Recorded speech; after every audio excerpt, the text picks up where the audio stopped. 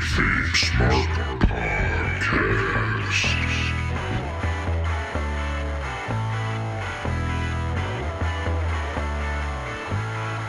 Welcome to the KayFabe Smark Podcast with Eric Todd and Brian Rampa, your smart mark source for news and opinions on the world of professional wrestling. Hey, what is going on, ladies and gentlemen? This is the KayFabe Smark Podcast. This is episode 41. I almost said 31, stuttering already 10 seconds into the show. We are live on Facebook here March 4th. Audio listeners, you're getting this on the 5th, enjoying your Friday, kicking off March right. This week, we are diving in and talking about AEW and their go-home show before Revolution. But first, before we get started, let's take care of some of that business and clean it up. Social media, head on over to Instagram, TikTok, Facebook, and get on over to YouTube. Like and subscribe so you can be with us here live Thursday nights, listening to us do this podcast before it goes out to all the audio listeners. And then once again, head on over to audibletrials.com/thekayfabesmark. Get yourself a free audiobook, free 30-day trial, and that is how we get business done up front. Eric, what is happening with you? Oh, you know, same old. Up here in Michigan, we're rounding third on winter, about to hit spring. It's going to be in the 60s next week. Is that Michigan's third winter that we get? Because usually we get it gets broken up into a couple pieces.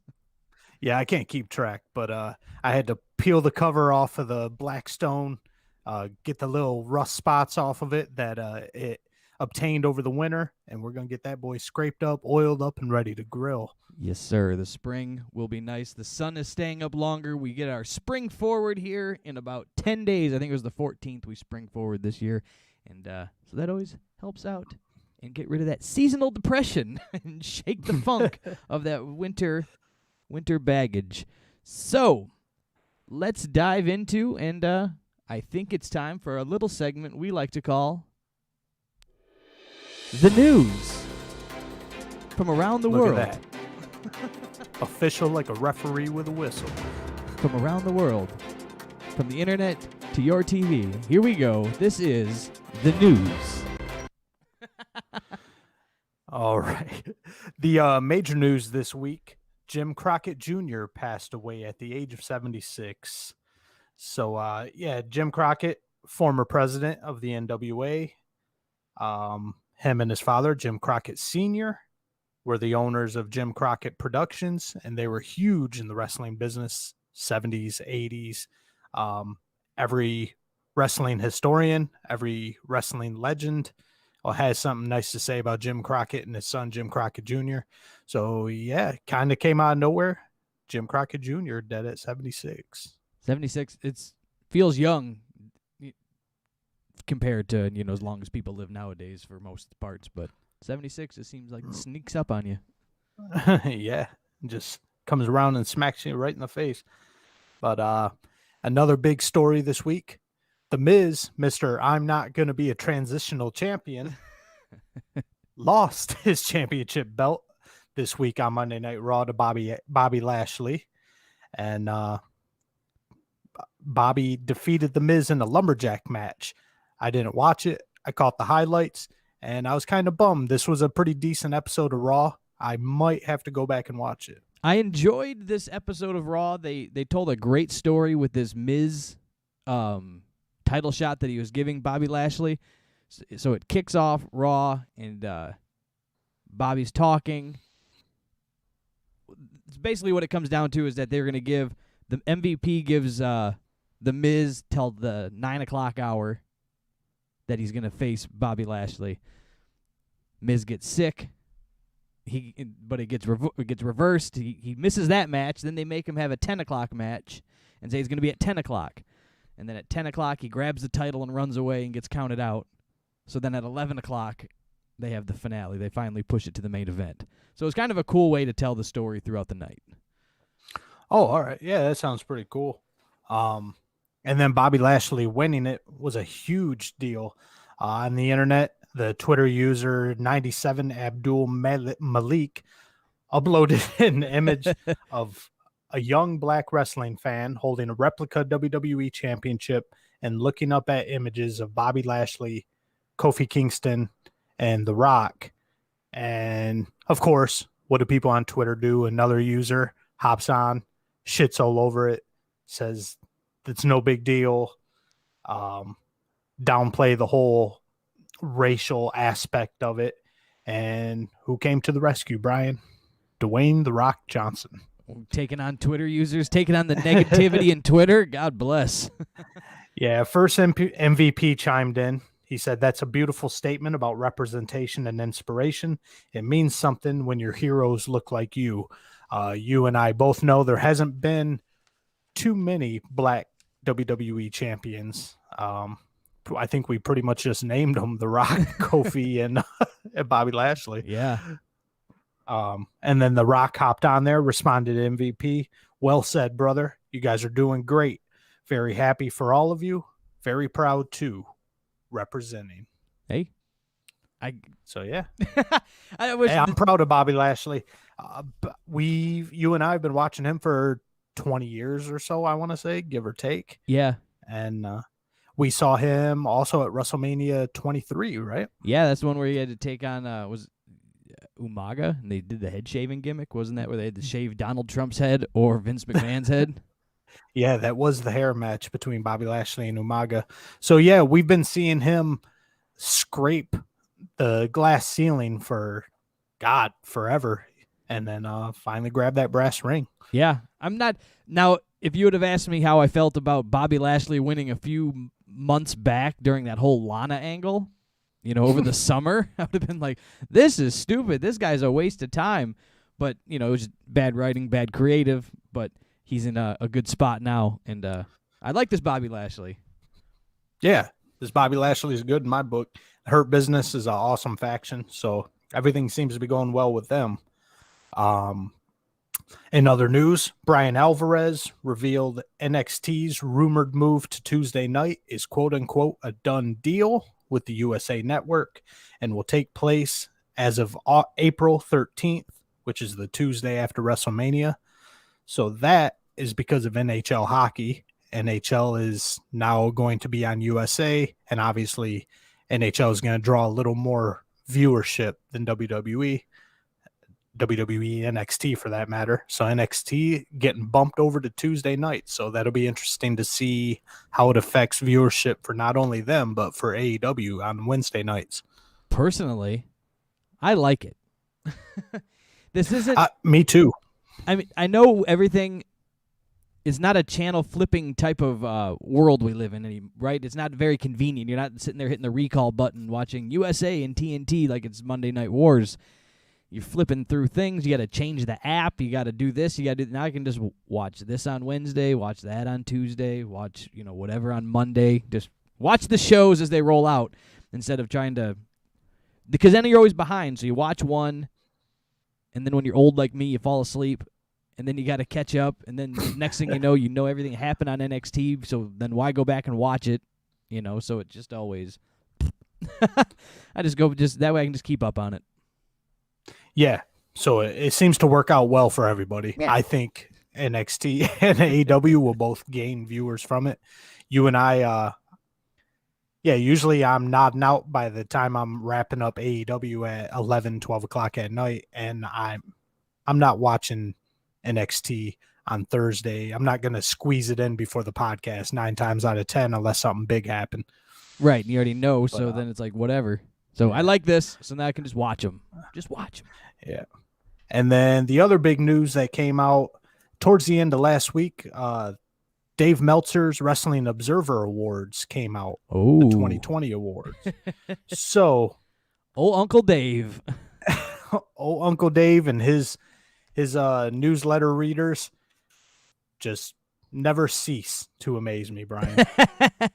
I've got the entire list over here. We'll just go through a few of them. But our Lou Thez Ric Flair Award winner for the Wrestler of the Year. Let me guess. Because I have no idea. I didn't look at this. You haven't looked at the list yet? I did not. All right. Just because I know or have a gut feeling, I want to say Kenny Omega. Close. Kenny Oh. Omega was number 2. Oh, Kenny Omega lost out to Jon Moxley. that makes sense. I mean, I'll take that. So, who would your wrestler of the year go to? It's hard to say because Moxley did have a hell of a year. Yeah, I mean, I got you on the spot. I'd personally go with Drew McIntyre, but Drew had a hell of a year. He did a great job of carrying the pandemic, or, not carrying the pandemic, but carrying the company through the pandemic of this whole new world of wrestling that they had to open up and survive through. So I think that's a good call there. I agree with that.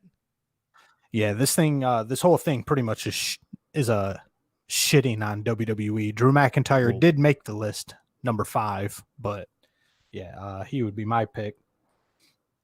Most outstanding wrestler of the year. Now that one, Kenny Omega.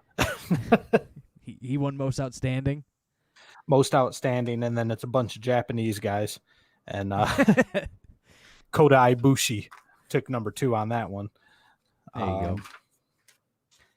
Tag team of the year. You're going to hit this one. Yeah, that's right. Hit the pose. Too sweet.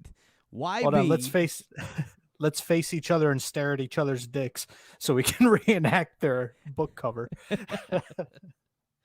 But yeah, Young Bucks took tag team of the year, so that is 3 for 3 so far for AEW. In the defense of the Young Bucks taking tag team of the year, WWE really doesn't do much with tag teams, so we got at least we can lean that way.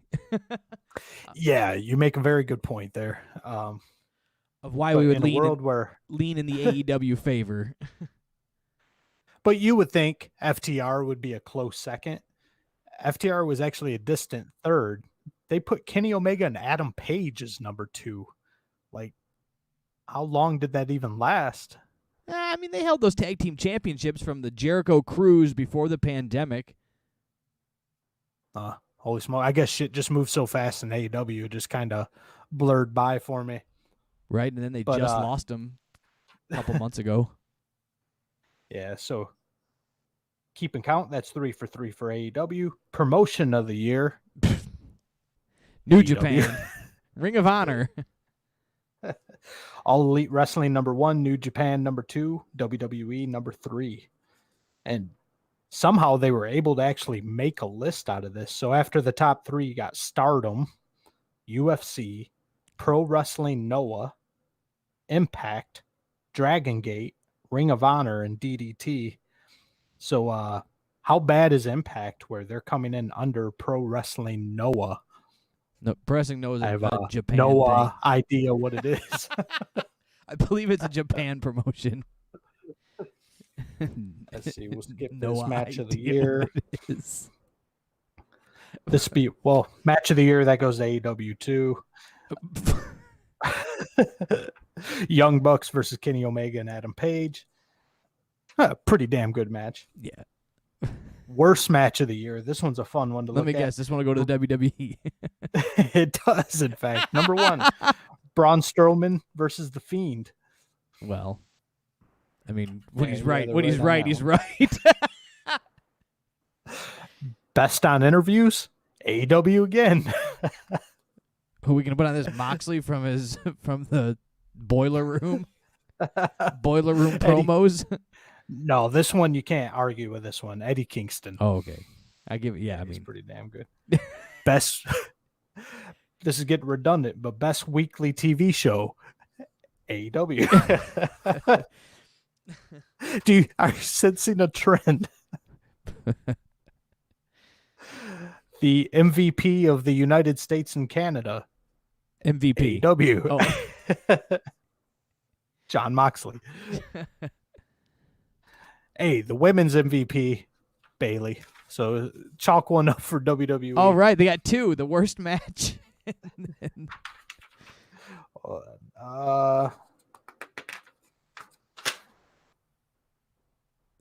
Best television announcer. Tony Schiavone. Oh, even worse. Excrement. Excrement, number 1. Tony Schiavone took third in that one. Jim Ross down at number 4. Oh, This is great. this is great. Worst promoter of the year. Oh, this is Tony Khan because this was all over the Twitter and whatnot and the Instagram. Yeah. Tony Khan for sure. And okay, 2 more I gotta go with. We'll do this one first. All right, the Bryan Danielson Award for Best Technical Wrestler. Who do you think won that? I'm gonna guess an AEW guy. Let's say Penta El Cerro. I don't know. No, Zack Sabre Jr. But well, I can't disagree with that. Cannot disagree with that. I just thought it was pretty awesome. It's the Bryan Danielson Award, and Daniel Bryan took second. The fucking award is named after him, and he took second. The irony there. Like what Best Booker also went to Tony Khan. Now that one, I don't know. He's a pretty shitty booker. Can't really. Every show, no shows make sense. Everything's all over the place. No angle lasts longer than 32 minutes. But again, who is his competition in 2020? Yeah, I mean, when there's the hard part about those type of awards for the best promoter and best booker and stuff is like there's 4 and that are people any have any clue about. We can say the DDT promotion is the best booker. Like, how do I even watch it? Yeah. So, well, yeah, right here, I'll give you the list for best booker. Tony Khan took number 1 by landslide. Number 2 is Ghetto. From number New 3, Japan. yeah, Nasawa Rangai. Then Rossi Ogawa, Senshiro Tagagi, Paul Levesque, and then Hunter Johnston. So yeah, this old Booker of the Year, it's like they almost just put the names in a hat and shook them up. Good old Hunter Johnson. He was my favorite. I always love his angles. My favorite award this year, and then I promise we'll move on to the next segment. Best gimmick of 2020, Brian. Who's that go to? Promotion, probably AEW. Oh, definitely. But Best who gimmick. is my? Oh no, you're gonna Orange say Marco Cassidy. Stunt. I say it's not Marco Stunt. Yes, Orange Cassidy won the best gimmick of 2020. I knew it couldn't be Marco Stunt because he doesn't have a gimmick. He's just Marco Stunt. Orange Cassidy's got this too cool for the room gimmick, but that's growing weary. So yeah, Dave's readers need to expand their horizons, and stop jerking off to nothing but New Japan and AEW. Yeah, there's other things out there. Just because you hate Vince McMahon and Triple H doesn't mean that their performers are the worst of everything. The funny thing they're good at some shit. Is I agree too that some of the WWE stuff has been lame as hell. But like, there's been some stuff that had to make the rankings in there to mix it up a little bit. Like, give me a break here. But yeah, to make AEW landslide basically every category, come on. They're not the best promotion that's ever existed. Yeah, the best. They have their moments, and then they have the worst. All right, does that wrap up our news segment this week? Yeah, that's it for news, Brian. All right, let's have the news take us out of here. From around the world, this has been the KayFabe Smark News. Dun, dun, dun, dun, dun, dun. All right, enough of that. Let's move on. I'm gonna do a little test segment here and see how things go. I got 5 little questions I'm gonna fire off at Eric, and he's gonna let us know if they are overrated or underrated. First question. All right. You kind of covered it a little bit earlier, but the first question, the Miz's title reign.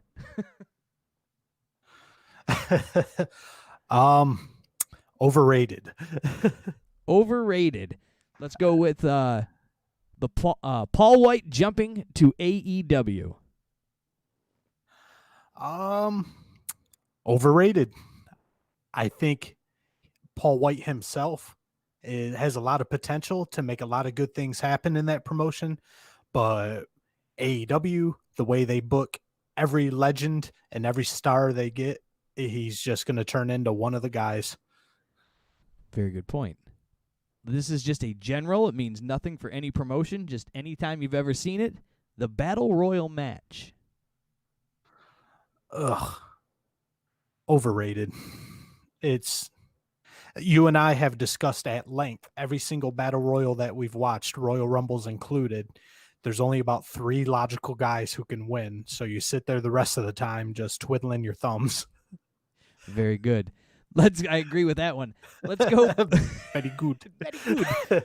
I'm going to take it to a classic match. We're heading up on WrestleMania season.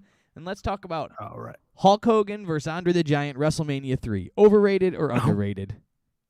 Way overrated. That match was all sizzle, no steak. I've watched it recently, and I'm like, holy shit, why was this such a big deal? At that point, you can look back on it and remember there was no internet back in the day, so you didn't know that fucking Kamala had slammed Andre the Giant like 3 times. And so had Hulk Hogan? Way before this. Yeah, Hogan had slammed him. Fucking probably Antonio Inoki slammed him. You name him, he got slammed by him. And then the last one, overrated or underrated, gimmick matches. So meaning something on a pole, ladder matches, I'm throwing all that kind of stuff, exploding ring, barbed wire matches, overrated or underrated? I'm going to stick with the trend and say overrated because nowadays they're just so fake looking. And everything's so contrived, and you can tell everyone's working together, and there'll never be another Shawn and Razor ladder match. I agree with that for the most part. Yes. All right. Well, that was our little segment of overrated and underrated. We'll come back at you next week with another one. All right. Just having some fun talking about wrestling. Now we're going to cover and dive in to AEW and their go-home show last night before their big pay-per-view this weekend. Yeah, this is the go-home show. They came hard. They put a lot of big stars on this one, and they opened up with straight fire. I don't agree that this should have been the first match of the night. I understand draw them in, but I have a feeling that a lot of people turned off the TV after this match. I was a lot surprised. of non-wrestling fans anyway. I was surprised they didn't tease it to the 9 o'clock hour.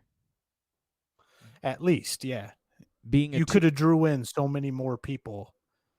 Because that seems to be Cody's like his hangout spot, right? It's never the main event slot. He puts himself in that 9 o'clock slot a lot. That's where the TNT championship was defended a lot when he was the champion. So I just assumed that they would put this in, tease it a little bit, open it up with a promo, have Shaq come out, talk. Cody, Cupcake, I'm coming for you, because that's what he was calling him on all the NBA pre-shows. And then, tease it back and forth and say, 9 o'clock. Similar to what WWE did over on Monday night with the Miz thing, teasing the match until it finally happened. Kept me tuned in for the most part. So, but they didn't. So we started it off with our mixed tag team match of Cody and Red Velvet taking on Shaq and Jade Cargill. Yes, and right off the bat, whoever told Red Velvet this mixing bowl fucking taunt was a good idea needs to be shot. It's so fucking cheesy. I'm so tired of Red Velvet mixing her cake in her mixing bowl. We get it. Red Velvet's a cake. Now, on the other hand, Jade Cargill, we can make fun of her promos and her delivery and her awkwardness all we want, but she looks like she's fucking carved out of granite by Michelangelo himself. No questions there. She is in tremendous shape. Yeah. And then other things before this match start. You realize Shaquille O'Neal, this is going to say weird saying only 7'1", but he's only 7'1". We've been watching wrestling a long time, Brian. 7'1" isn't absolutely huge.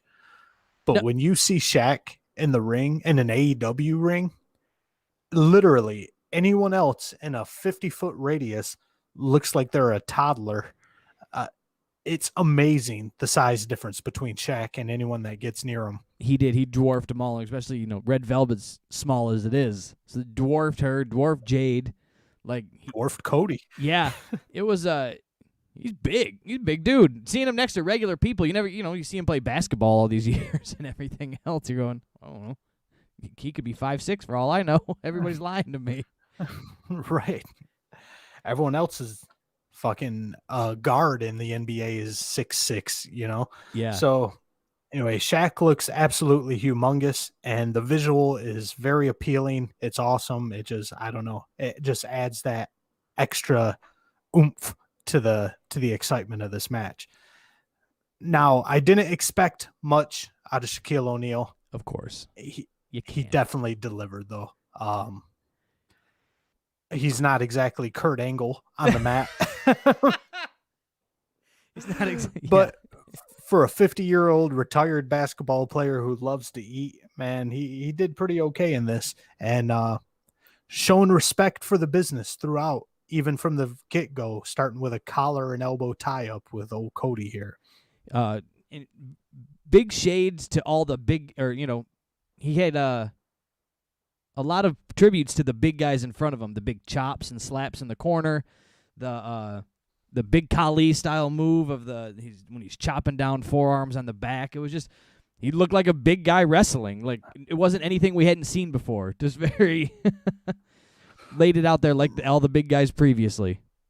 Right. He shoves Cody into the corner, and man, it couldn't have worked out any better. It was a little chilly there in Jacksonville on Wednesday night. And that first slap, now Shaq botched a couple of them where you couldn't even hear the slap, but this first one came down flat. It was loud, hard.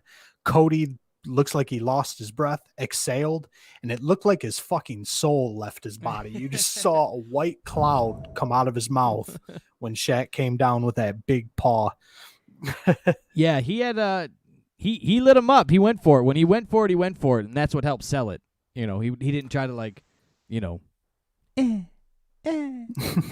just kind of like a cat pawing at something. He went for the moves. I liked it. So yeah, this is an attraction match, and I came for the attraction. I didn't come for technical skill, but sooner or later you got to get Jade Cargill and Red Velvet in there. They get in there, and they're a little clunky. Jade is strong as an ox, but still a little awkward. But you can't hate on them too much. They're green, and they're on TV. They're green and on TV, just thrown into the mix. Here you go. Go be on TV. So yeah, you kind of you get the excitement of Shaq and Cody in there. It dulls down a little bit with Jade Cargill. I didn't get too excited about her and Velvet in there. But then excitement picks right back up. Shaq's on the outside. Austin Gunn gives him a hell of a chair shot to the back. Shaq rips him over the guardrail. Billy Gunn appears out of nowhere to save his son. And Billy Gunn gets a 7'1" body slam right on the mats outside the ring. And old Billy Gunn, he's either pushing 50 or in his 50s. And he's letting a 7'1" giant slam him on the outside of the ring. Yeah, 7'1" untrained giant. Yeah, all props to him. Red Velvet, that moonsault off of the turnbuckle to the outside. Man, that thing was just gorgeous. That was poster perfect form and everything. It looks like she got about 12 feet higher than the ring post itself when she jumped off that boy. Yeah. The irony that though she crashed through half of her own team was yeah. I mean, we've talked about that. That is what it is. You just got to leave it right there and just say, well, who'd have thought? Just dive through everybody. Yeah. Woohoo, I win. And we can't just have this be an attraction match with Shaq as the attraction. We got to bring out tables. Jade Cargill decides she's going to bust out a couple tables for us. Yes, and then just sets them up, and we just kind of forget about them for a minute. Well, I'm sorry. Jade sets up one table. Velvet sets up the other. So, yeah, it was a team effort. And we're just going to leave them there, maybe for catering later. Who knows? You don't know. Don't worry about it. There's just tables. We set them up. Then we're going to go into the match. And then keep leading us through this here because I got one spot that I... Yeah.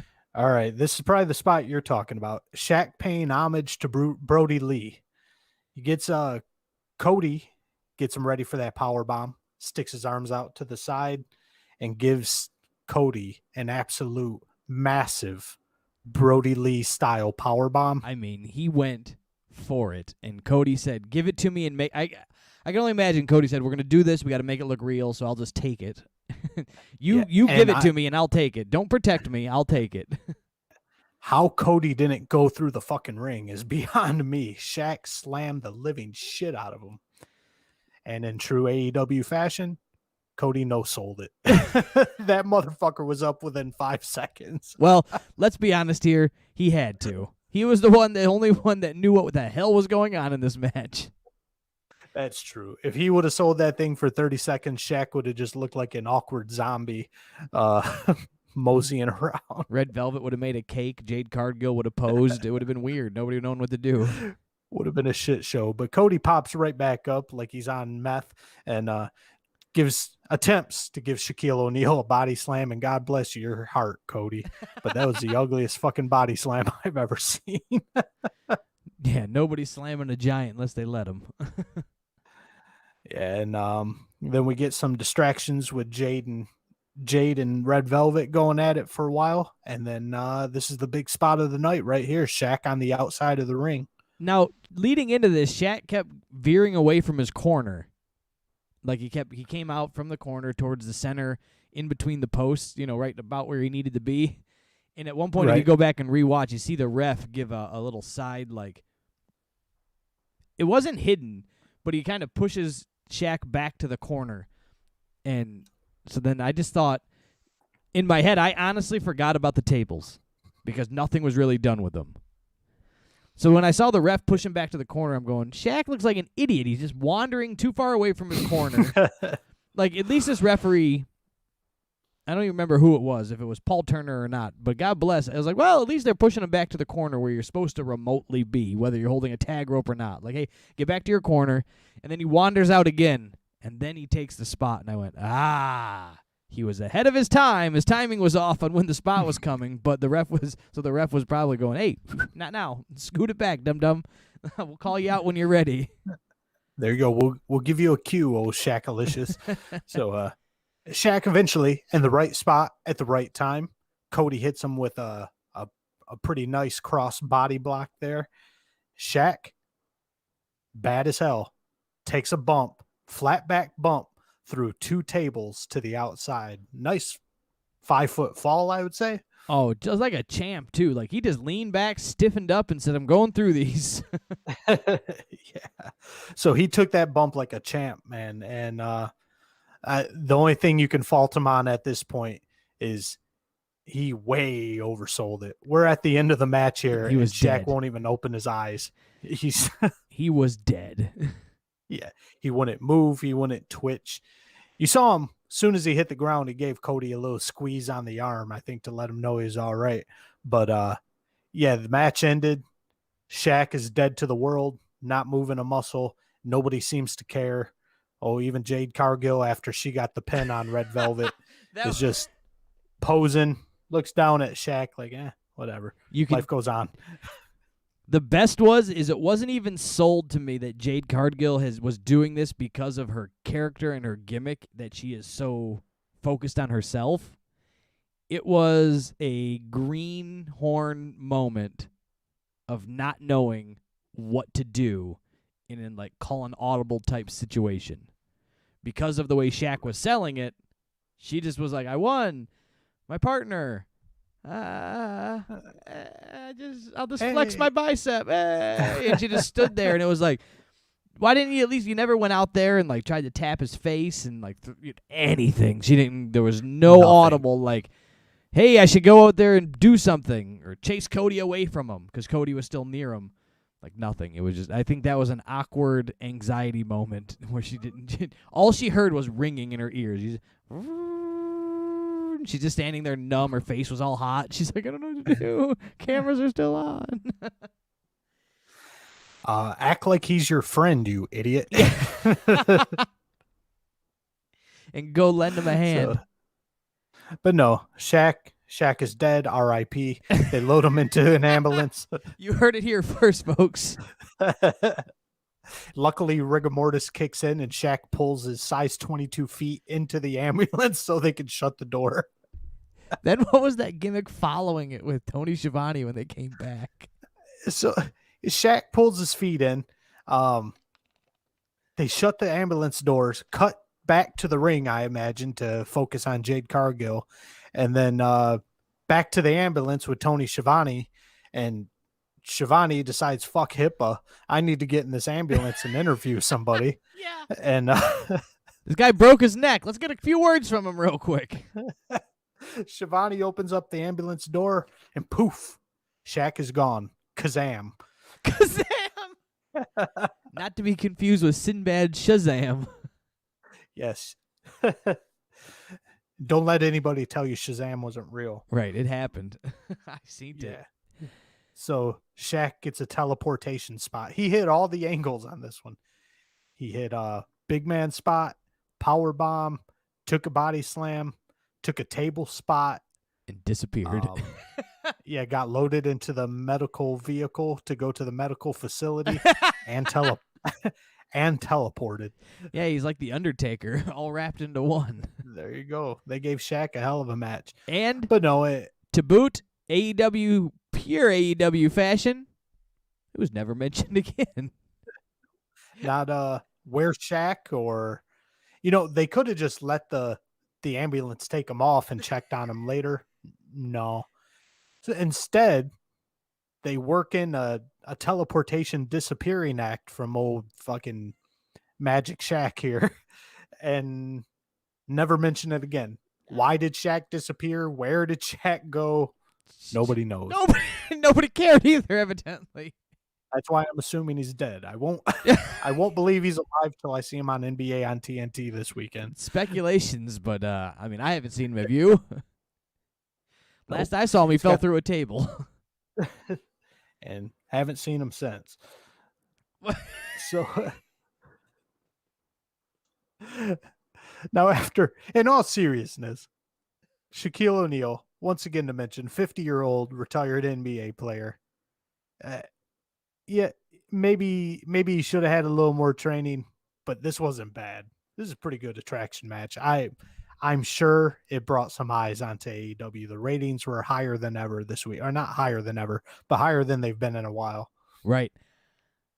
Yeah, I didn't think it was, I didn't expect, like you said, Kurt Angle and Brock Lesnar or something here. I just went into this going, Shaq's going to get in there and do big man stuff and have big man stuff happen, and that's pretty much what happened. And the girls, made it through.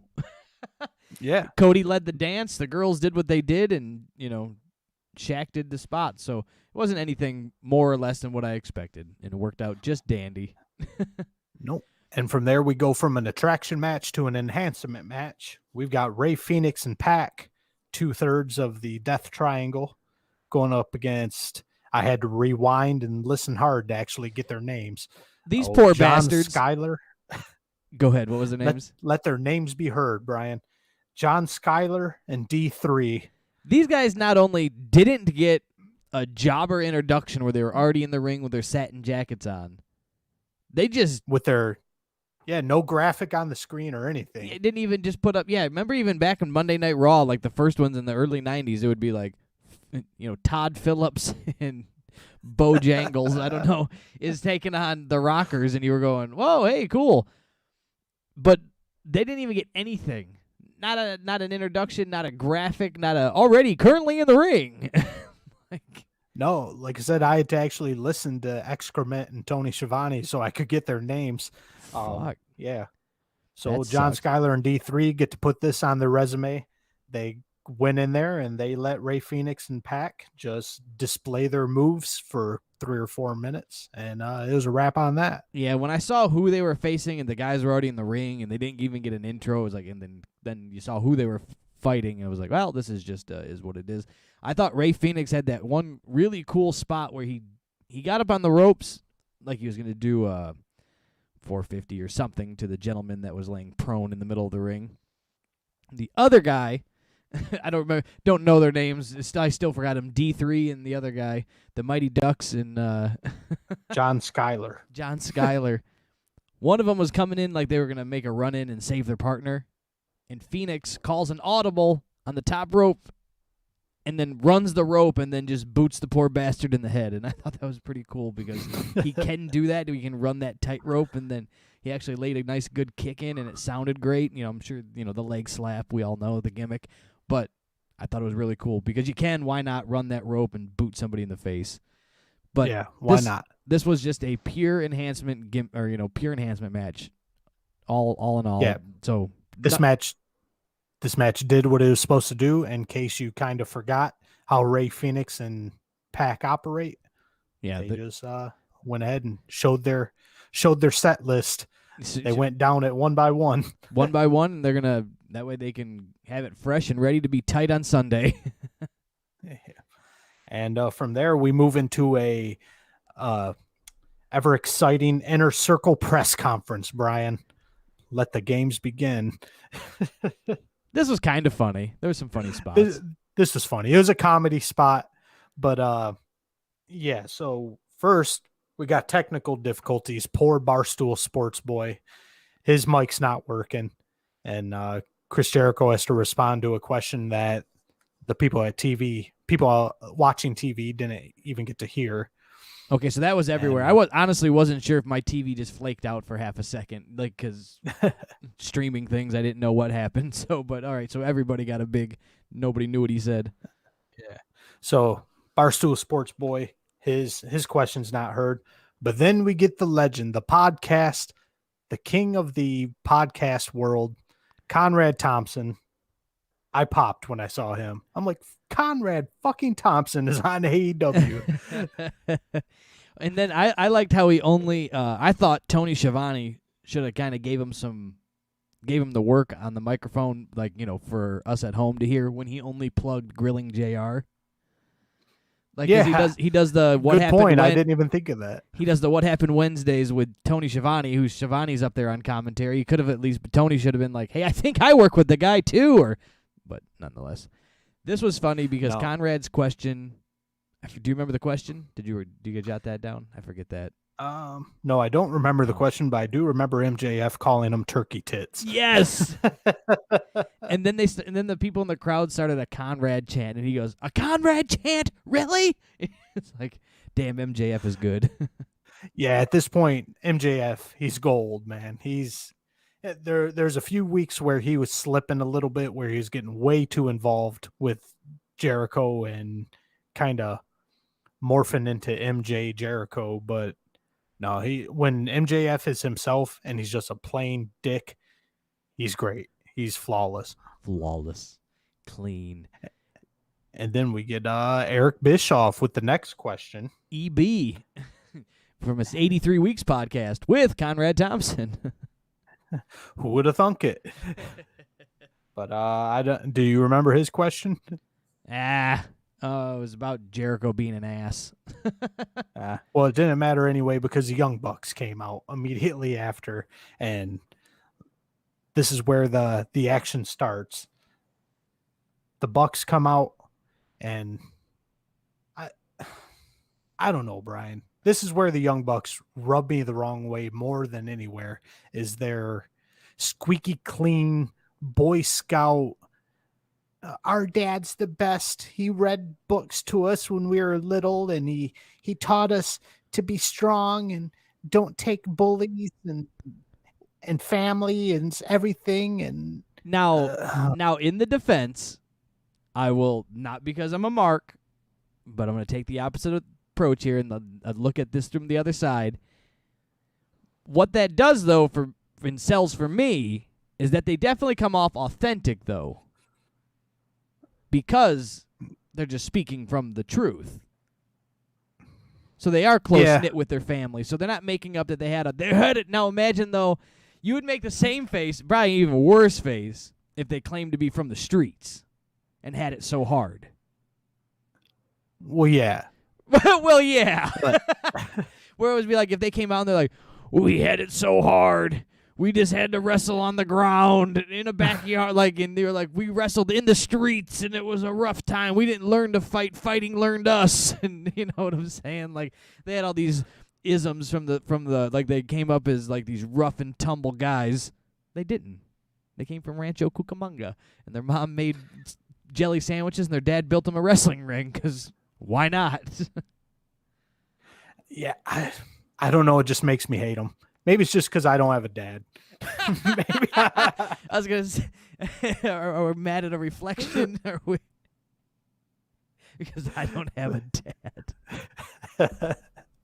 Our daddy bought us a wrestling ring and put it in the backyard in Rancho Cucamonga, and look at our Eagle Scout badges. I don't know. It just came off as corny. Leave it to Beaver. These guys are supposed to be heels, are they not? Or are they back to baby faces? What's the gimmick here? That I can't help you with, and I cannot come on any defense. I will defend when they speak these things that they do speak from the truth, so it comes off as authentic to me. So that's why I can buy it and live with it. Now, just before this, though, didn't MJF make a funny line there about Matt Jackson's hairline? Oh, fudge. How did I not write that down? I was like, Eric's got to be Yeah, I popping didn't at write it home. down. I'm like, Eric's got to be Oh, popping man. at home for that. I fucking died. Well, he entered Matt Jackson. Then I can't even fuck it up. I'm not even gonna say it. How did I not write that down? I'm mad. But nonetheless, he took the stab at the hairline, and it was pretty Yeah. funny because he's been teased from his bald buck and looking like Ricky Morton and. So yeah, brawl breaks out because we got Inner Circle and the Young Bucks in the same ring here. We got super kicks going everywhere, and the Good Brothers come out to join their buddies, the Bucks. And here we go. We get a high flying Buck spot coming off the stage. One off the stage prop.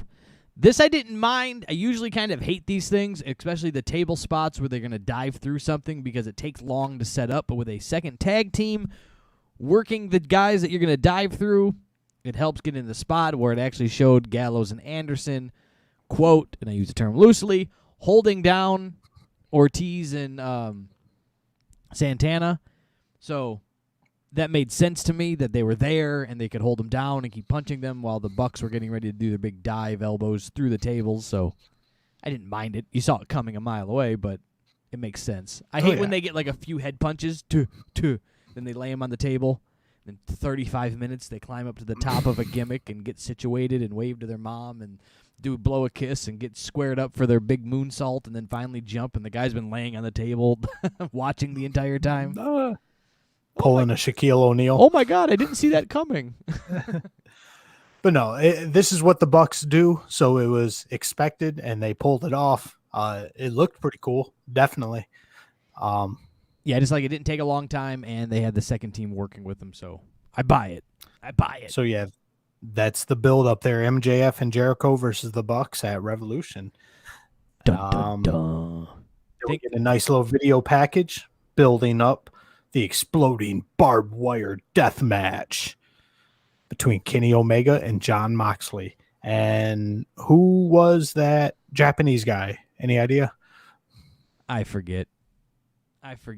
They no, I don't remember. I remember they went to that guy and I didn't know who it was. Well, I guess that kind of proves my point because that nobody cared. Yeah, who to the majority of the people watching this show, they're like, who the fuck is that guy?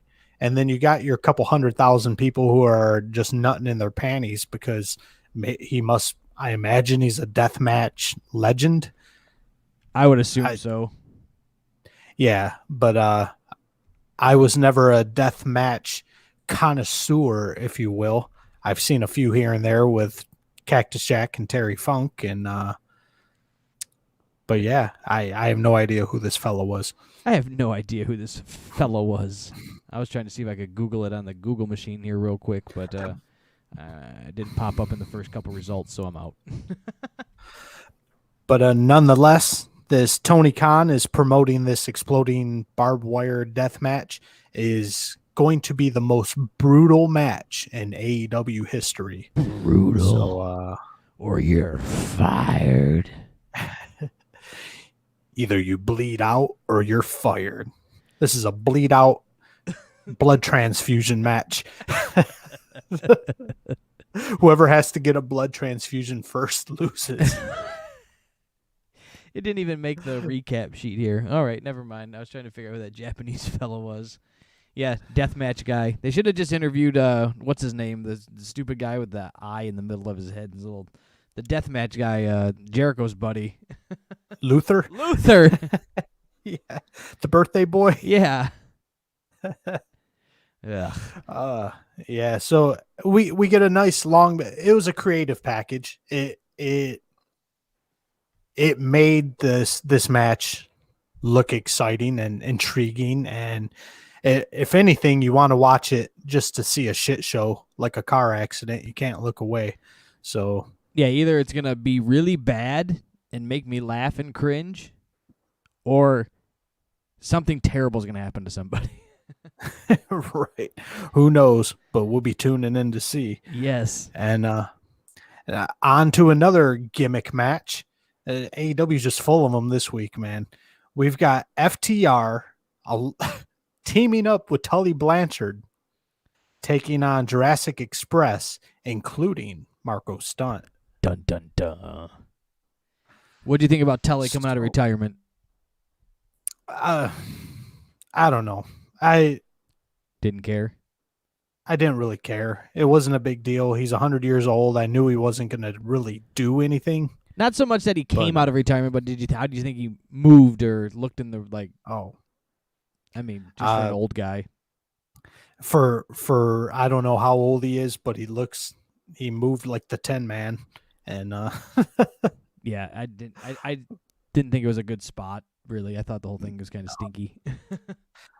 Now, Jim Cornette over on one of his various podcasts, he has a tendency to burn bridges if someone does something that get out of Dodge he really finds despicable. Chris Jericho, for instance, donated $40,000 to the Donald Trump campaign, and Jim Cornette, being a hardcore liberal, burnt that bridge immediately, spent about an hour cutting a promo on Chris Jericho, letting him know that their friendship is over, and he'll never talk to him again, and he can fuck off and die for all he cares. And Tully got the same treatment predating this match. If Tully sold one move for the Glizzy Gobbler, Marco Stunt, Jim Cornette was writing him off and never talking to him again. Because Tully's old school. He's one of the four horsemen. He's like an Arn Anderson. If he sells for Marco Stunt, he is shitting on every single one of his principles. But Tully stuck to his guns. He didn't sell shit for Marco Stunt. The closest thing he sold for Marco was when old Luchasaurus threw Marco at him. He fell down. But I mean, that's going to happen when somebody gets thrown at you. I don't care. I don't count that as selling for the Gobbler, but yeah, that's more of a sell for Luchasaurus. Yeah. But they start this match out hot with the 76-year-old Tully Blanchard and 93-pound Marco Stunt. And it is what it is. You're just kind of watching this until you can get FTR in the ring. And Cash Wheeler gets in. Dax Harwood finally gets in the ring with Jungle Boy. Jungle Boy is just working over Dax Harwood like crazy. Cash Wheeler eventually gets in. Jungle Boy's working him over. And this is where I'm losing some of the believability. I get it. They want to put Jungle Boy over. They had him beat Dax a couple weeks ago. But for Jungle Boy to be completely dominating a match and going back and forth with Cash Wheeler and Dax Harwood and completely destroying them both, come on, man. Jungle Boy is about 164 pounds soaking wet, and he's in there throwing these muscle-bound gorillas around like they're nothing. Yeah. I do like Jungle Boy. I just think that they get put, or Jungle Boy has been put out of his place a little bit, and he just needs to go back and keep working up the system here. But you know what I'm saying? Like, just go out there and earn his spot, not just be handed a spot and people just to be diving and jobbing for him, if you will. So I don't know. I get it. I didn't care for it as much as, I didn't hate it as much as you probably did as being an FTR guy, but just the thought that it just doesn't seem to fit. Doesn't fit the mold at the moment. It was nothing really to do with FTR besides FTR being, both members being so much bigger than Jungle Boy. Right. It's that I get it. You want to push Jungle Boy because he can work like a motherfucker. He's charismatic. People love him. But you can't just turn anybody into Superman. You can't turn a 160-pound kid into Superman and just have him beating the living shit out of guys that are twice his size. You know, you can't put a Superman gimmick on just anybody. No, I think there's a time limit that it can be built upon. So I'm going to use the example of Rey Mysterio. So WCW Rey Mysterio, you know, it was getting slaughtered and murdered by the Giant, you know, Paul White. And then there's a couple things that happened there. Fast forward several years, we have them at, I believe, a WrestleMania. It was Rey Mysterio taking on Big Show in a match, I believe. And then but the WWE had built Rey Mysterio to be a giant killer. Had built him to be faster and outsmart the Big Show. But it took a long time. It wasn't the same character, right? So this was a time frame buildup of telling a story, and that you had, believability behind it. It wasn't like 2 weeks ago Jungle Boy couldn't defend himself, and then now 2 weeks later he can beat up anybody that throws in the ring at him and can kind of roll with the big boys. Right. He's basically, with Luchasaurus off doing God knows what, Glizzy Gobbler taking a nap outside the ring or whatever, he's basically in a handicap match with arguably the best tag team in the business. And hanging. And he's just, he's hanging in there and winning. So it was, that kind of put a bad taste in my mouth. And then just to top it off, the cherry on top of the shit Sunday was FTR had to cheat to beat this motley crew of fucking circus freaks. Yeah, the cheating, I like a good dirty heel cheat. I'm not mad at that. But when it's not needed is when it bugs me. Right. Just knowing, and from a logical standpoint, that FTR could have steamrolled over all three of these guys. Maybe hit a speed bump with Luchasaurus. But what I think it was, though, was just like you had stated with Pac and Ray Phoenix going over their set list. This was an old school set list because we forgot to mention this here. Who did FTR and Tully Blanchard have in their corner as their corner man? There's J.J. Dillon. J.J. Dillon, yes. The former manager of the Four Horsemen. So that was J.J.'s gimmick, managing the Four Horsemen, was to hand off his shoe. And so they had to work that in. It was an old callback. And then but then we start to work towards the end of this match and we get a little interference. Yeah. It looks like a cameraman gets knocked down. The commentators are just so confused, they don't know what to do. There we go. Well, first and foremost, we got Tully Blanchard teasing a tope suicida. Oh. I went, no. Like, I think I literally said out loud, and then when he stopped and did his little strut, I was like, oh, that was pretty cool. Yeah, I'm with you on that one. We're in the same boat. I'm like, no, don't do it, Tully. Don't do it, Tully. But so yeah. Now let's see. Luchasaurus is in there. He's dominating FTR, and then Cash Wheeler, Dax Harwood. Why do you guys play along so much? I understand if you want to get along with the boys in this mud show goof around company, you got to play the game to an extent. But to hug your tag team partner from the back, like like you're in fucking Folsom City prison in the showers. You're hugging your tag team partner for no reason, just so the dinosaur douchebag can grab you both and German suplex you. It was just like, ugh. Like at this point, there's no food left in my stomach because I'm vomiting all over the place. This match is just annoying the piss out of me. Yes. I didn't care for it too much either on either end. And I like FTR, actually like Jungle Boy, but it just was it's off. There's too many guys in the ring. Tully Blanchard hasn't wrestled in, 100 years. He needs to be out in J.J. Dillon's spot. And that's the way it should have went. Yeah, Tully does hit a nice little spot on the gobbler, and when he gives him that slingshot suplex. And then this is where Jungle Boy goes for his patented tope dive through the ropes, and he's intercepted by the cameraman and just slammed on the outside of the ring. Yeah, and the guy's just down, this mystery man, and this mystery cameraman that was a prop, or the production worker, just down. Yeah, and then the same guy, same masked cameraman, searching around, finds the camera, smashes Dushosaurus right in the dome piece, and then we get the triple spike pile driver with FTR and Tully Blanchard, and Tully gets the pin on Dushosaurus. Yeah, and then in pure, clean AEW fashion, once again, we get nothing about this cameraman and this interference that has happened twice from this gentleman. They kind of ignore it.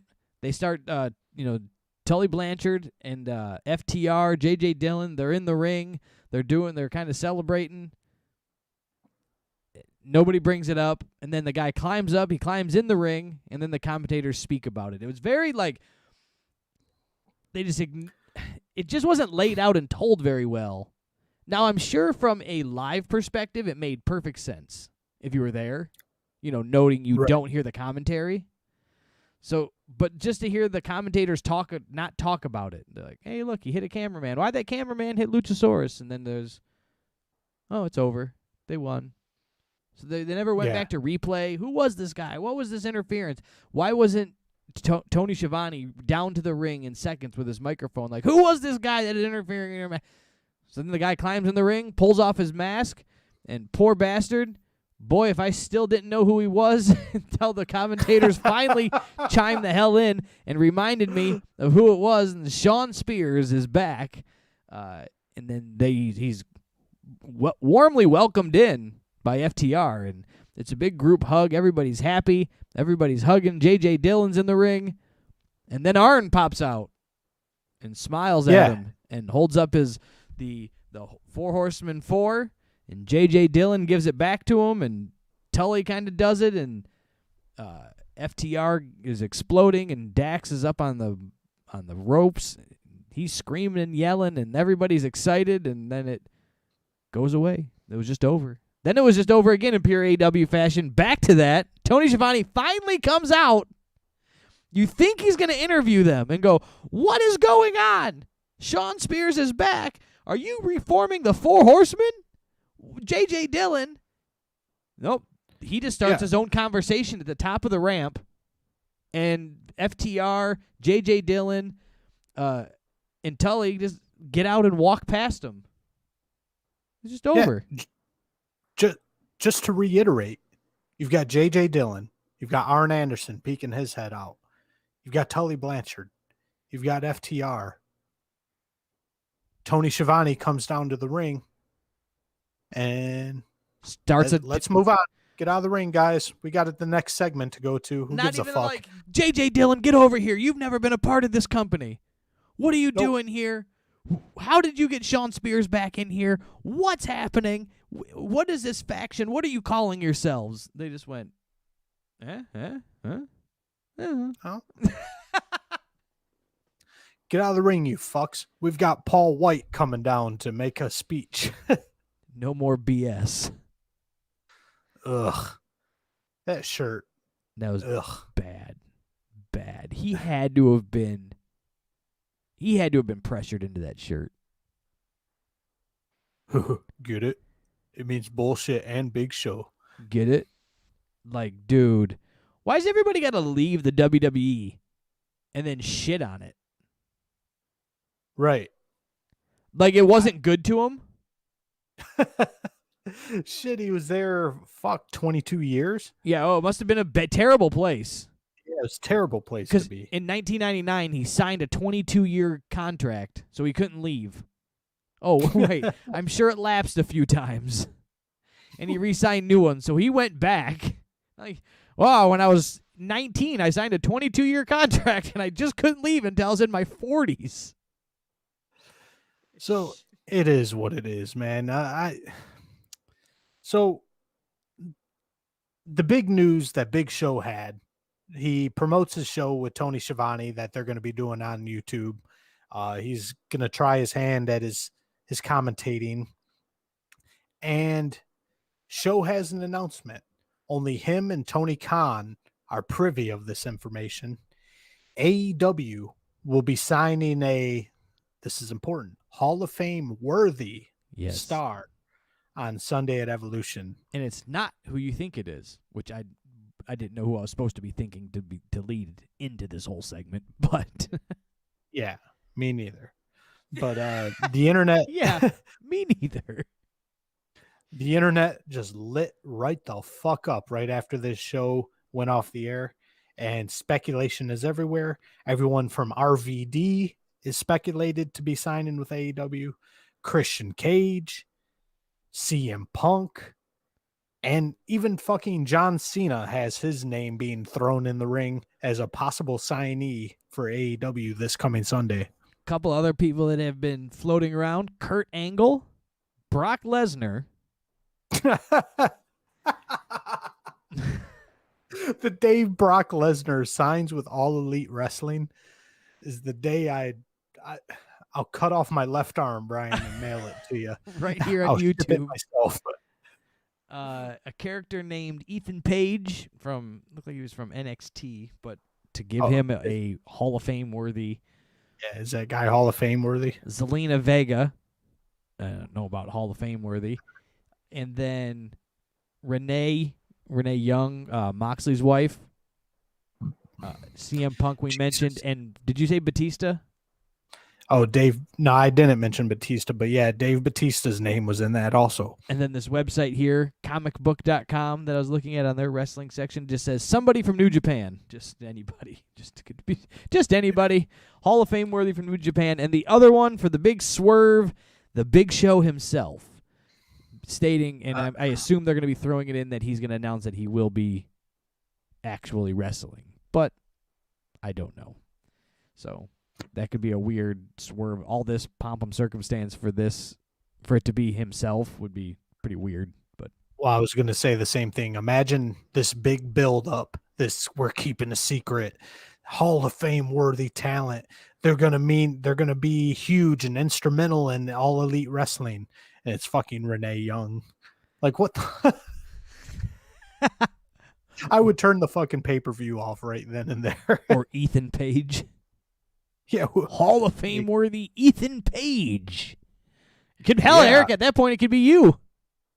I was going to say it could be John Schuyler from that Death Triangle match earlier. I heard it was Triple H. Yeah. Diamond Dallas Page. Diamond Donovan Douglas. And Guido. Yeah. Better known the Hall of as Fame commentator. 3D. 3D. But a couple of these rumors have been squashed. Dave Batista tweeting out they really need to come out with a new phrase for a retired wrestler who actually stays retired, because Batista would be that guy. He's retired. He's not coming back. So check Dave Batista off the list. CM Punk tweeted he was doing a Q&A on Twitter, and he said, before you guys even ask, it's not me. AEW needs to just focus on who they have. And rumor is that Christian isn't under contract with WWE after coming back at the Royal Rumble. But over at Wrestling Inc., they're reporting that Christian is indeed signed to a WWE contract. Apparently, they have a pretty reliable source on that one. So we can pretty much count Christian out of the mix also. I didn't put him as a high one on my list just for the fact that like he just did his return to the Rumble. I think him and Edge still do their show on the network. Edge being so high in the rankings of the company right now, them being best friends. I don't know. Just seemed weird to go jump ship all of a sudden. But I guess for the right price, you might do some things. Right. And you don't forget you got the Hardy brothers split up. They're actual blood brothers working for rival companies. Maybe they went and got Jeff. There you go. Throw that one in the ring. He pulled a Adam Page and switched his contract out before Vince signed it. They're gonna pull some old WCW some WCW Monday Night War stuff where the contract ends. So he won't be able to make his appearance. The person won't be able to make their appearance until like they're going to make the pay-per-view go till midnight on Sunday, so that way Monday the contract expires and the person can come out. Jeff Hardy. You heard it here. You heard it here first, folks. Hardy brothers reunited in AEW. No, but if I was a betting man, I'd put my money on RVD. I don't think, in my opinion, that's not really a huge acquisition for AEW, but for the indie style wrestling supporters out there, the AEW fans, the Observer newsletter readers, I think an RVD would be a huge grab for AEW. Yeah, I don't know. He had a working deal with Impact for a while, so I'm not sure where that even stands anymore with him. So it's a possibility, and they're open their deal with Impact going back and forth. Another thought that it could be, because he said another big acquisition, so he kept saying big, and the Big Cass is back in the wrestling world. So maybe Big Cass in the Big indie Cass show. did an indie show a couple days ago or a few days ago. Rumors of them working with AEW Impact, and doing that gimmick there with the open door to float between them all. So could be that. Use the term big acquisition. Could be a Big Cass XL, but who knows? We'll just have to tune in on Sunday and check out who the big surprise is. It's probably going to be a big letdown is what it's going to be. But there you go. You hit it right on the head. The big letdown, the BL. The BLT. Yes. So moving on to our next match after the big show, or I'm sorry, the Paul White big announcement is this the finals of the women's tournament we got right here? Yeah. We've got Nyla Rose versus Ryo Matsunami. And I utilized the 30-second skip button on repeat. My finger was on turbo. I didn't see anything too exciting in this match. No. People on the internet liked it, but they're all Japanese female wrestling marks, and just not my cup of tea. No, I thought the match was a little clunky. The spots were the mistimings were off. The what was the girl? It was Nyla Rose. What was the other lady's name again, real quick? Ryo Matsunami. Like at one point, Nyla Rose gets thrown to the outside, and Ryo climbs up. So there's like a Aubrey Edwards has a count going. Pretty good count for AEW. We'll lay that out there, right? First off, she's on the outside of the ring, and the referee remembered to start counting to 10. So we have that going for us. It's already a plus. And then gets up to a good 9 count. But in between this Ryo Natsumami, not your mommy. Not your mommy. Just climbs up the ropes, stands on the middle turnbuckle, and just stands there inside the ring. Then Nyla Rose rolls in the ring, and then she gives her a leg drop at the 9 count. Oh, was that on the apron? Yeah. No, it was on in the ring. She didn't even jump to the apron. She just waited till she came back in the ring, and you're going, well, like, why is she standing on the ropes? Like, why would you do that at a 9, 7, 8, 9? Like, I'll just stand here. It wasn't like she was celebrating. Yeah. It was just bad timing is what I'm getting at. It doesn't make sense. So it was just goofy stuff like that. Jim Ross got lost and like didn't know what to say. He's like, "That was a pretty good count." Aubrey Edwards counted to 9. Like, what? They tried to go to commercial. It didn't work. It was just bad. I don't know. I didn't care for this match. I don't know the other person either. So it's like I barely know Nyla Rose. She gets like minimal amount of time on TV. You just know she's a beast, right? Right. And then you get Matsumami. And you go, cool. Anyway, Matsumami wins, and she's going to be fighting Riho. Yeah, and it's another, I wouldn't say as big size disadvantage that would have been if it was Nyla Rose taking on Riho. But this Natsumami is that's a big girl. She's thick. It's just gonna be another one that you're gonna have to go, ooh, all right. Let's see if Riho can hold her own, and make it believable. That's the thing. You can have David versus Goliath matches, but can you make it believable? When David's only 80 pounds, it adds a little difficulty to the mix there. Yeah. So moving on from this, Schiavone's back in the ring, and it's winter, Brian. Oh, good. We saw Cody's breath earlier, and now the snow's falling, and you know what that means. Yes, I know what that means.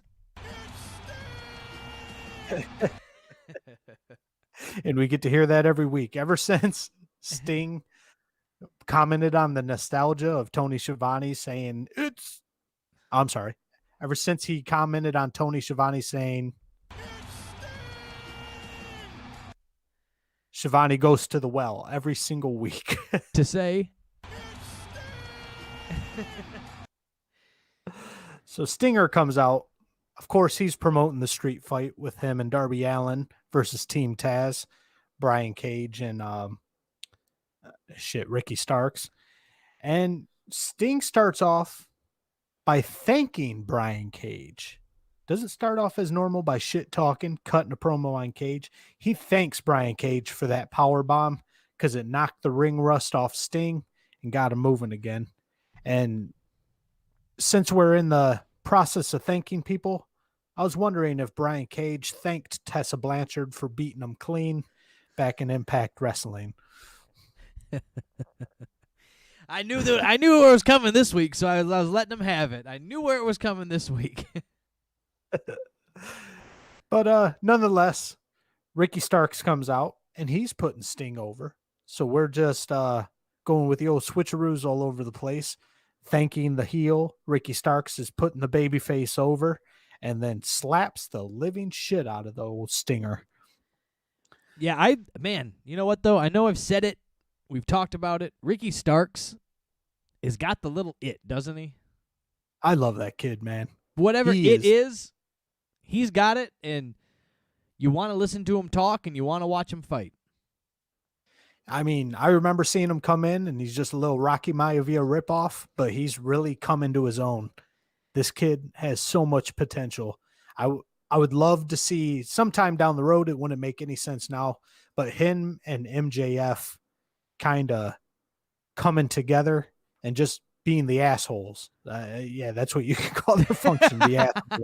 And it would fit to a T. You know what? Even if I think you could hone in Ricky and flip him, and he's a good talker, like The Rock, where The Rock was a heel, and he would talk and you listened, and then he could be a face, and he would talk and you would listen, right? So I think Ricky Starks could have that same effect in his speaking as where MJF would have to work at the nice guy part of it. Because you really buy the asshole part of it. I think Ricky could just talk you into a building either side of the microphone.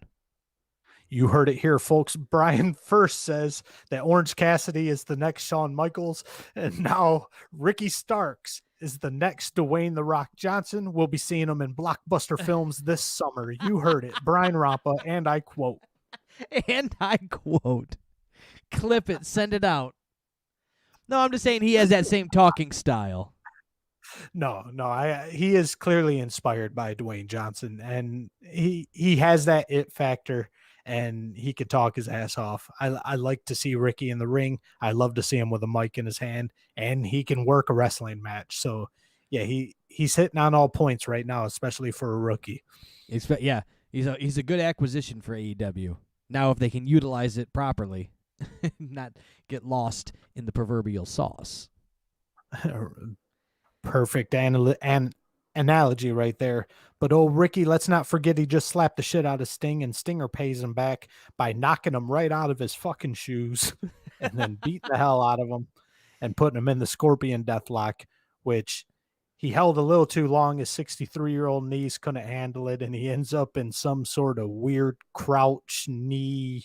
I don't even know what the fuck to call that thing. Oh, first off, he did the high butt sharpshooter Scorpion Deathlock, and I hate a high butt sharpshooter. Nothing more in the world than I hate is a high butt sharpshooter. So first off, he put his own submission move in like a pile of crap. Then he tipped over, and he's like kind of on his knee and his hip, like his hip gave out, and still holding on to it. It was just let it go, man. First do it right, then let it go. Yeah, poor Stinger, man. He's still got a little rust on him. Brian Cage didn't knock it all off. But Team Taz comes out. Brian Cage attacks the Stinger, and Darby Allin comes in and saves the day. Yes, who's the music man? Why does Darby Allin always get his music cued just properly? Yeah, I don't know. Darby's greasing some palms in there, either that or he's carrying an iPad in his fucking leggings, and he's hitting play right at the right time. He's got a Bluetooth. He tells Alexa to play it. But yeah, that's that, and we're all hyped up now for the street fight, and I just pray for Sting that he doesn't end up in a coma after this match. You know, as weird as it sounds, I think this is a good match for him to come back in a little bit because there are 4 guys. 3 are current wrestlers, right? And right. He can kind of do his spots, disappear. Not disappear, but do the chaotic street fight thing. He can get knocked out early, right? Boom, Sting takes a chair shot to the dome piece, and he can lay on the side of the ground, on the side of the ring for 20 minutes or get taken out by an ambulance or in a stretcher and pull a shack and disappear and then reappear. Come out from the rafters. Right. So, like, he can just do – that could actually kind of work and save the match a little bit. He comes in. I just called the end of the match. He comes in. He gets hurt. He gets pulled out early. He gets taken out of there on a stretcher. And then just before it looks like Darby Allin's not going to make it, dun-dun-dun-dun, comes in through a zip line, whatever, comes up through the bottom of the ring, and there you go. It's a street fight, so he's got his baseball bat with him. Beats him up, and they move on. Yeah. That's what I'm calling. That's what we're looking forward to. But we move on to a couple Dork Order matches after this one. We get the Dork Order finishing off the night in back-to-back matches. First, we've got Preston Vance, a.k.a. 10, coming up against Max Caster of the Acclaimed. And Preston Vance has his little sidekick, -1, a.k.a. Brody Jr., in his corner. This match sucked. The work wasn't too bad. The point of it, where they put it, all of it didn't need to be done. The booking was trash. The booking was complete trash. Yeah, I mean the guys put in they did fine. They sold a wrestling match. It was cool. Great. You put on a wrestling match. It wasn't, it's not Brett and Shawn, right? But they put on a wrestling match. Whatever. But why was it so late in the show? Why was I supposed to remember why I cared? Yeah, it's basically, I don't know if they're trying to put Max Caster and the Acclaimed over because these guys, they can talk, they can work. This is a spot for the ladder match at Revolution. So the winner of this gets the last spot in the ladder match at the. Oh, okay. And then So they had Scorpio Sky on commentary. Now Scorpio all of a sudden has an attitude. I was gonna say his new gimmick, kind of, he needs to work at it a little bit. So he's got a weird attitude thing that's not getting over for me. The commentary was very jumbled, being 4 guys up there, one being a wrestler, and not ever commentating, right, or doing any speaking. So he's just chiming in whatever he felt like. They're just stepping all over each other. It was like a poorly produced podcast. It was just so they're just I hated that, the match, and then this was for this spot, but they didn't lead into it with anything. So you didn't even get like a Revolution ladder match, like WWE style promo that would make you go, "Oh, this is the last one." I didn't put together this was this was for a spot in that, until somewhere in the middle of this thing. I caught it in commentary somewhere. And then it kind of made a little more sense. Yeah. Same here. I really had no idea. Why should I care about this match? Yeah, that was that. And just the one thing I pulled out of this match was old number 10 still hasn't learned how to punch. He had Max Caster in the corner for the old stand on the middle rope, do the 10 punch count thing. The camera's focused right on him. And not only is he throwing the most ginger, softest punches I've ever seen in my life, where he's slowing down 8 to 10 inches before he even comes down to the guy, he's punching his own hand. So he's just gently tapping his own hand on old Max Caster's face.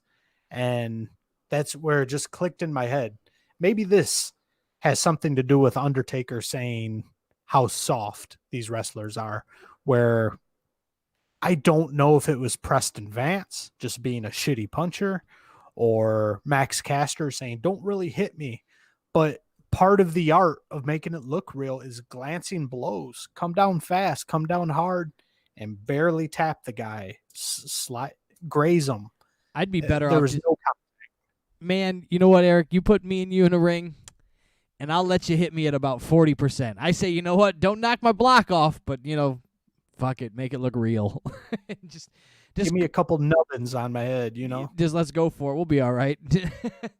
I'd rather see a guy go for it a little harder than try and figure out how to not go for it in the moment. So was this the same cat that did this at to Dustin Rhodes? Remember when in AEW first launched, they had those bad punches where he was like completely missing the head? It was Dark Order too. Yeah, I think it was just one of their little minion things. Putties, the Power Ranger putties that came out all dressed in black and purple. I don't think it was anyone significant, but these punches are right on par with that. This is the softest, gingerly kindergarten punches I've ever seen. But Jack Evans comes out, and this is where this whole fucking thing fell apart, Brian. Whatever. Jack Evans comes out, whatever. He has no reason to be there. He smashes Preston Vance in the dome piece with the boombox. Max Caster gets the pin, and Jeff Hardy comes out. Matt Hardy. Or I'm sorry, Matt Hardy comes out. There you go. We blew the spot. Jeff Hardy comes out. He signed. But Matt Hardy comes out with a bright yellow envelope that says Jack Evans, $4,200 on the envelope in big block letters. What the fuck are we watching? That's big money, Matt. Cartoon. This is full on cartoon. They're writing this shit for a 6-year-old at this point. He should have handed him the emoji dollar bag sign when you type dollar and it gives you the emoji. It's like the Monopoly bag with like the dollar sign on it. He should have handed him a big cartoony looking one of those. All right, look, I'll trash on all of them. WWE, AEW. We can even separate NXT into being its own thing. What WWE does way better is lead you into things with backstage segments as they tell a story. It may take a long time, but they get the job done. You know what's happening. So, all this needed was somebody going to get an interview. Where the hell was Marvez at last night? Marvez was nowhere. Huh? Not a sign of him. He's still wandering around the golf course Yes, after he's interviewed. Exactly. So why wasn't Marvez trying to get an interview with Matt Hardy backstage as he happens to be talking to Jack Evans? Hey, look, there's Matt Hardy. Let's go see if we can get a word with him before his match tonight. At that time, he comes around the corner. You see Matt Hardy hand an envelope to Jack Evans. Jack slips out, dips out, runs away, disappears, and Marvez is going, hey, what'd you give him? What was that about? And Matt Hardy goes, nothing. Don't you worry about it. This is my business. I got my own deals. I'm wheeling and dealing. I'm Big Money Matt. They go to commercial. Then it would have made sense when Jack Evans popped out from underneath the ring. 2 reasons why that would have made more sense. 1, I would have known who popped out from underneath the ring. Right. When he came out from underneath the ring and they said, Jack Evans just hit him in the head, and I had to go, who's Jack Evans? Oh, right. one of the guys that dances like a raver. And then the other part was it just would have been good long-term storytelling, right? It would have made more sense. But they didn't do that. But instead, they just let the spot happen, and it makes 0 sense whatsoever. And then a concerted effort to just all make it make sense at the very last minute. Let's have a bright yellow envelope that has the guy's name on it and an exact amount of $4,200 just to drive the point home that he paid Jack Evans to cheat. Right. So they did what I said, but just at the end of it. In a sense. And then they had the bright yellow, so it pops on their TV. It was bad. Cartoony. It was just bad. It could have just been. This was cartoon.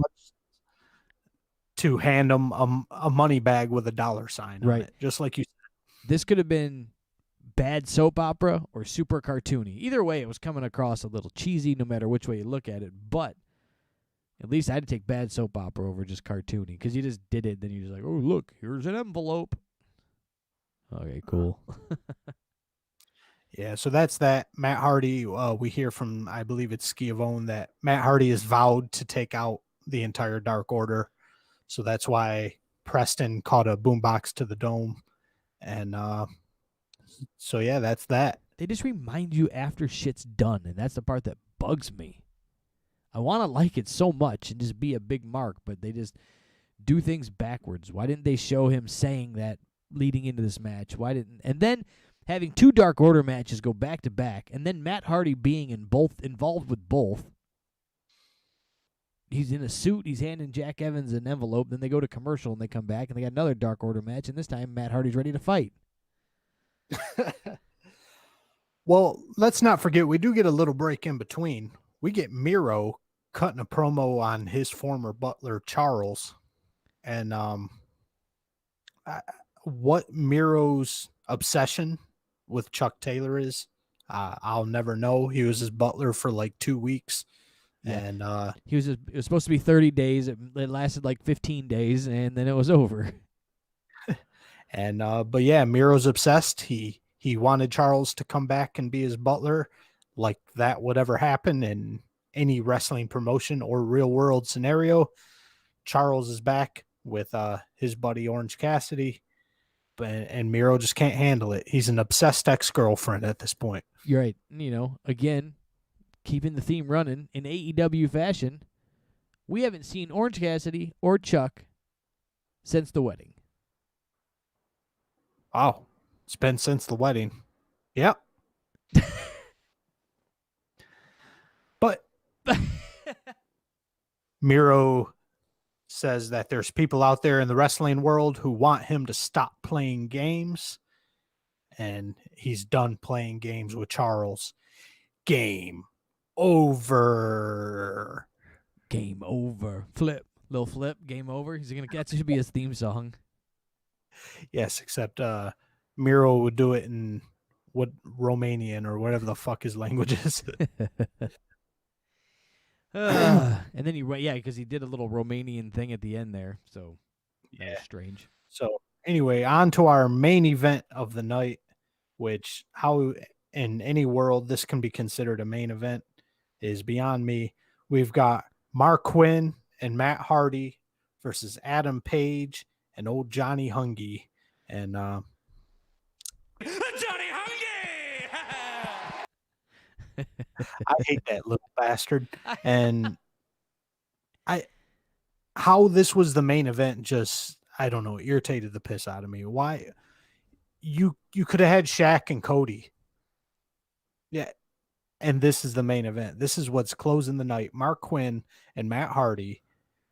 So a green guy and an over the hill guy versus the most talented guy in the company and some little comedy troupe twerp, aka Johnny Hungee! So yeah. Well, here's the other thing too, right? Guess what we didn't get? This has nothing to do with the match. Guess what we didn't get on a go-home show? You did not get the AEW champion. You did not get the challenger for the AEW championship. Didn't see either one of them characters. No, you just saw a little montage hyping up their match. Right. So, no promos, no lead-ins, no selling a pay-per-view. Do they forget that the job of the free show is to make me pay $50 on Sunday to watch it? And you're going off the air match to entice people to pay $50 for an AEW pay-per-view is Mark Quinn and Matt Hardy versus fucking Adam Page and Johnny Hungy. That was it. That's going to put some butts in the seats. It didn't make any sense. How come you're... I don't know. Go ahead, Eric. You can talk through this piece of shit match. Yeah, this match was pretty much just a piece of shit. There's a couple spots on here that stood out. Adam Page is trying to help his partner, Johnny Silver, by attempting a clothesline on Matt Hardy. Matt Hardy pushes John Silver at Adam Page to interrupt the clothesline, and John Silver proceeds to hug Adam Page gently and cradle his head on Adam Page's pectoral muscles for an uncomfortable length of time.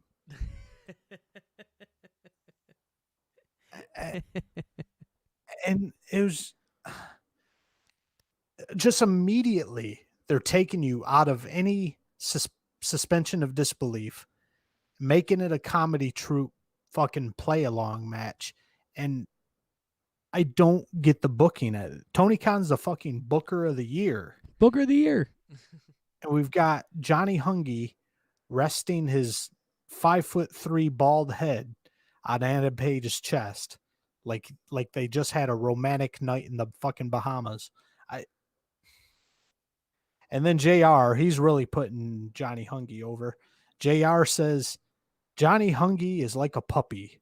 If you feed him and pat his head, he'll never go away. I mean, what's the point of any of this shit? I'm completely lost this entire match. The highlight of the fucking match was a drop kick from the fucking greenest pig shit Mark Quinn. He comes off the top rope with that shotgun drop kick on Johnny Hungy and makes him do a couple somersaults. But yeah, that was the highlight of the match. And the rest of it was just kind of shit. John Silver hits a German suplex and Page hits a buckshot lariat, and it's a wrap on the match. Yeah, it was very predictable in the sense that Matt Hardy was being greedy Matt Hardy in this new thing that he is, where he only wants in when it's good for him, and Mark Quinn was letting him do it, and they're not even selling this gimmick too, with Matt Hardy being the greedy Matt Hardy and trying to steal the wins, like where the other teams are getting frustrated with him, right? So Private Party's like, oh, okay. So they're not even getting like frustrated, like after the match, they're just yay. Like, yeah, I didn't get it. I still, but you love Adam Page, so it made it that much. It just at least it picked it up that much for me and made it that much a little bit better. and there's no way to go off the air like a fucking chaotic, insane mud show brawl. Hardy, says losing the match was a setup apparently for Adam Page. He attacks Adam Page with the microphone and he's bashing him on the headpiece with it. The entire Dark Order comes out to attack Matt Hardy here. And you've even got the skinny 8-year-old -1 just standing at the top of the ramp, grabbing his head in disbelief and selling just, I don't know what the hell. He looked like a background character in fucking Mortal Kombat or Street Fighter, just kind of. At least a poor 8-year-old, 10-year-old can sell some things better than these damn professionals, though. Yeah, I don't know. And I'm going to catch heat for this, but because the kid's dad died, but when's this Make-A-Wish shit gonna end, man? They gotta have an 8-year-old. This is supposed to be grown. This is supposed to be grown men who hate each other, violently beating the shit out of each other. For God's sakes, on Sunday you're gonna have an exploding barbed wire death match, and we're touting around an 8-year-old as a mascot. Like, I think it could be done, and it could be done right. It's not being done right, but I think they could make this work with an 8-year-old being the mascot and that being Brody Lee's son. Where, he should be out there, like, essentially giving pep talks and slapping him in the chest and throwing the paper and doing the Brody Lee style gimmick. But stop mentioning. But here's what you have to do. Stop mentioning he's Brody Lee's son. Just accept it. We know it. Just accept it and we know it. Also, stop saying that what is he? Is he 8 or 10 or what is he? Whatever. So whatever. We'll just say 8. Just stop saying his age. Stop referring to him as a kid. And just keep referring to him as -1. And if you want to, refer to him as the leader of the Dark Order. And it could work for leading a freak show, that he is the leader of a cult. You could buy it after. You just have to give it a minute. It would work. It would work. It would work in WWE. You could make this work at any point in wrestling. Because it's supposed to be a weird situation with the Dark Order. But they keep telling you he's a kid. So then you remember he's a kid. If you look at him. All right, let's double back to the origins of the Dark Order. We've done this before, but they were a dark, sinister group who recruited outcasts into a cult-like atmosphere, and they're taking down the top guys, and they're showing that the losers can take over. And I don't care how you cut it. You got a 60-pound 8-year-old out there leading 10 to 15 grown men. I can't buy it no matter how you spin it, man. It just needs to go away. Just let the kid chill, keep training him, do whatever. Let him come backstage, let him perform and play around in the ring on Dark, and come back when he's ready. But I'm not saying that it would be the greatest thing next to sliced bread, but what I am saying is that if they just quit mentioning that he's a kid and quit mentioning that he's Brody Lee's, and selling it to him that he's a little kid. Just selling to you that he's a little kid. You'll see it. There's no question. I'm not going to be confused and think that he's a grown adult. But it's just when people... It's the same thing to me when people keep saying, it's the longest... Whatever, when they get into wrestling being fake and they sell it to you as being not real. And you're like, yeah, I get it. Don't shove it down my face. That's what makes me angry about it. So if they just went with this as a character...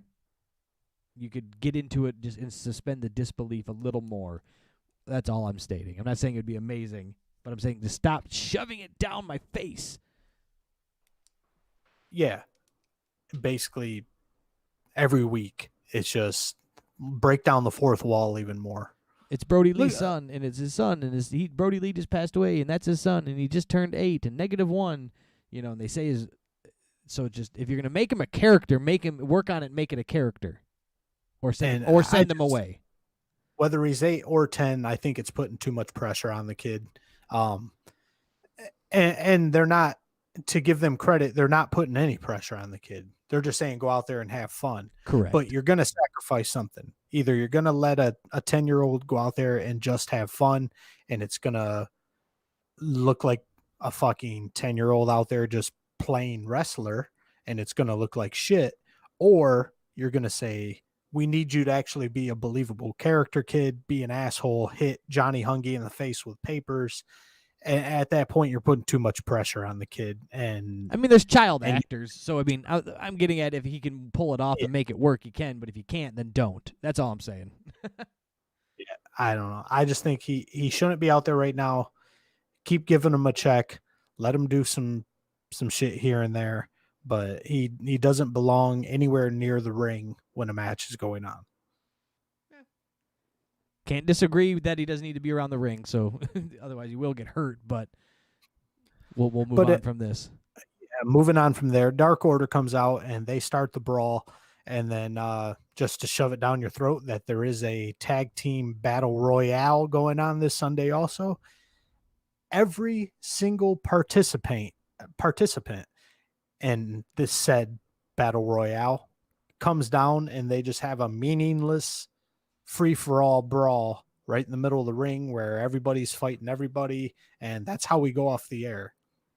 Also, don't forget, Death Triangle comes charging in they get entrance music. Oh, yeah. Everyone else just kind of comes down, and it is what it is. Look at this. We've got everybody in the ring. This is crazy. And then music old hits. Darby Allin must have hit the button in his leggings, and Death Triangle music comes on, and here comes Pac and Phoenix. And then I didn't realize it was their music, so I thought something big was going to happen. I thought we were going to get a big surprise of somebody. Like, oh my God, I can't believe they're here. And then, we'll see you Sunday. But it was just a bunch of jobbers in the ring wrestling. And that's our enticing moment to slap down a $50 bill and to buy this pay-per-view. Yeah. You read, you see some stuff, and people took to this like, that's how you do a go-home show. I read this quote, and, I don't think so. If it wasn't our job to watch this fucking thing and review it this Sunday, no interest in buying it. It's just because the way AEW operates. So I can watch a Japanese death match. Like I said, I've watched Terry Funk and Mick Foley go at it in death matches. I've seen fucking Lama Namanumi and his chick jeans going through exploding barbed wire. And the shit is brutal. You got the headhunters, those two mushroom looking motherfuckers, going through plates of glass and carving each other up. The shit is believable in Japan in the 90s. I don't know what it's like now, but knowing the way AEW does shit, and it's just all comedy and it's all tongue-in-cheek fake bullshit, you go into this death match just to see what kind of illusions they're going to pull. Who's going to blade each other? How fake is this barbed wire? Are you going to see the barbs bending? The explosions there, nobody's going to get burned. It's just, it's going to be fake horse shit. Nobody in this battle royal do I really give a fuck about. I have no enticement to buy this pay-per-view, and it blows my mind that you actually read a quote from a human being, a wrestling fan, a self-proclaimed wrestling fan, that says, this is how you do a go-home show. Yeah, I mean, we didn't even get the champion. Not even a mailed-in promo. No, nothing. Just, this was the highlight of this night. Happened in the first 20 minutes of the show. Yeah, the Shaq thing. I liked the Inner Circle thing, and then leading in with the Young Bucks because they're going in that match. That kind of turned out pretty decent for me. And then it just kind of went downhill from there. The FTR thing was okay, and then it just flat tire on the way out for the last hour. So I don't know. I'm with you. If this wasn't, I would read the results, watch the highlights on YouTube, and see what they say on Wednesday, and move on with my life. Not really excited about paying for the pay-per-view. Unfortunately, fortunately for AEW, they're going to maintain. They might gain some viewers with NXT moving to Tuesday night, but essentially they're going to level out. If they gain a couple 100,000 extra viewers and they start hitting 1.1, 1.2 million a week, they're going to stay right there. They're never going to gain any viewers. They've got their core base. They don't do anything to bring in the casual fans. And lucky for them, TNT's cool with that. I mean, 1 million these days is great viewership, I think, though. It's not the 90s and the early 2000s. Right, but I'm saying with that con money and with them being able to influence big stars to come over, they could do so much more. They could at least hit Raw numbers on a Wednesday night. But TNT's happy with whatever they're going to pull. Even if they stayed at 800,000, TNT's happy with them. But I honestly think this Booker of the Year, Promoter of the Year award that Dave Meltzer slapped on old Tony Khan is going to go right to his head, and he is just going to keep doing the same exact thing for as long as he can. And we're never going to get a better show, Brian. Unfortunately, excuse me. Unfortunately, I believe you're probably right. Yeah, it's just like, so Tony Khan, he was a fan forever, and he's got the money, and he's surrounded by experts. Jake Roberts, Tully Blanchard, he had J.J. Dillon in there, Arn Anderson, Cody Rhodes, for Christ's sake, Dustin Rhodes. Fuck, dude. He could bring, I'm sure CM Punk would work as a producer or something, a consultant, but he already has a reputation for not wanting to listen to anybody. He told Jim Cornette right to his face, nobody's going to book my show but me. And then you slap a Promoter of the Year and Booker of the Year award on him. Shit ain't never going to change, man. It's just going to get goofier and goofier. And yeah, I don't know. It's going to be interesting to see where they go from here. Yeah, I agree with you. And I'll be there to watch it either sink or sail, so stick with it now. I've already put in this good year with them, so I'm just going to keep watching it and peeping it out and seeing what happens to see if it's worthy of talking about one way or another, good or bad. Yeah, it just burns my balls knowing that there's so much potential there, and it's just going to the wayside, man. I agree, but that is our show this week. That is the KayFabe Smark podcast. Next week, I think we're going to be talking to you about Revolution. Yeah, sure sounds like it. We're going to slap our $50 down each and check this out.